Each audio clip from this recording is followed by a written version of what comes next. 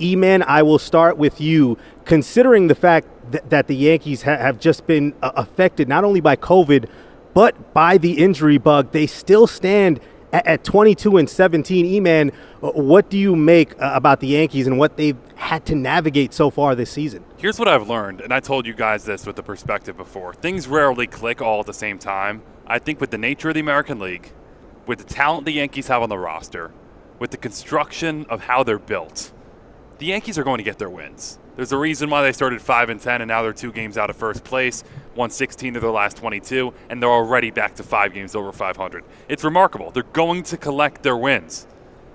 There's more long-term when I look at it. Bigger questions here. Can Stanton stay healthy? Is this calf and quad thing going to turn into something more? Is Gleyber Torres, who's currently battling COVID right now, not too worried about the COVID since he was vaccinated, one of those rare breakthrough cases, is he a shortstop? I'm more worried about the positional aspects of the team. And Aaron Hicks, someone who is dreadful to start the season, is he a long-term solution in center field? Is it time to move on?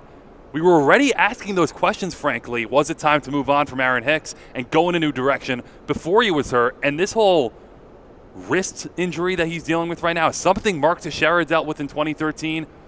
And for 2 years, he was not the same player. So I don't expect anything from Aaron Hicks moving forward. So I look at this as a larger problem.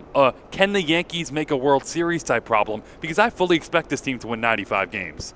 But these guys that are going down resurface these questions of, will the Yankees have the positional depth? Will they have the situational hitting? Will they have the pitching to win in October? Well, the Stanton thing I think is most concerning because he hasn't been in the lineup much the last 2 years. Right. You got this guy from the Marlins coming off of his MVP season in 2017, and you're like, this guy's going to be an MVP caliber player for us. He has one good year in 2018. He hasn't played a ton the last couple of years. So that's highly problematic for the Yankees. And if you were following it yesterday, Aaron Boone was talking about putting him in the field on Friday night in Baltimore. In the field. Things were trending so good, and he was playing like that MVP for much of this early season, so the Yankees started to feel a little giddy. Can we get him back in left field? And they spoke too soon. And then he goes down, and then now you're worried about Judge because that's where your mind goes. Not that it means that Stanton goes down, so Judge must go down too. But they've kind of been hand in hand for whatever reason the last couple of years with breaking down with the injuries. So I am more concerned long term.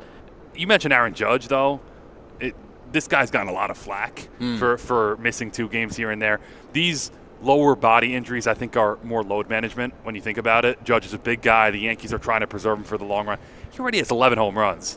He has a 950 OPS. Can we get off Aaron Judge's back for a while? Look, I wish we could, but load management? Load management? Are we talking the NBA, Chris, or is this Major League Baseball? Even in the NBA, it's ridiculous. But load management for Aaron Judge? Here's the thing. Is that something you accept? Is it a lower body problem? I would buy that because he's 6'7", and he is injury prone. So is it a problem or is it load management? Could be either. It's both. It's a mystery. I have no idea what the Yankees are selling. But is it cause for concern? It is. Is he producing when he's on the field? He's producing, yes. But this is a guy who's got to play 155 games. But let's say they go on the current trajectory they're on, Chris, and they give him a day off a week or 2 days off every 2 weeks, which is what he's been doing. He's been playing 2 weeks, then they say lower body 2 days, and they bring him back in. He's going to end up playing 140 games. That's the most he's played since his rookie year. Andrew, I don't think you can be satisfied with that. Sounds like you're pushing the panic button now. Yeah, Boccia.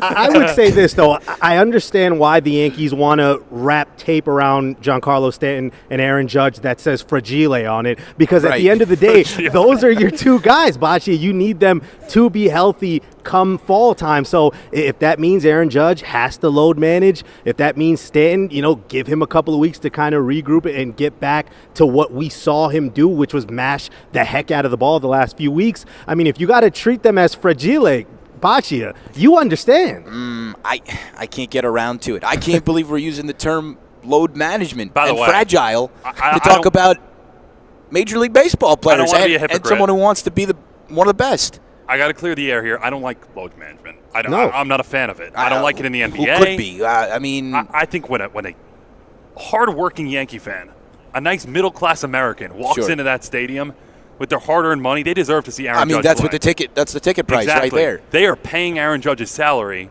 and for him to just say, it's the long haul, and that's his excuse for not playing in front of that fan. DH or right field, I don't care. Be in the lineup.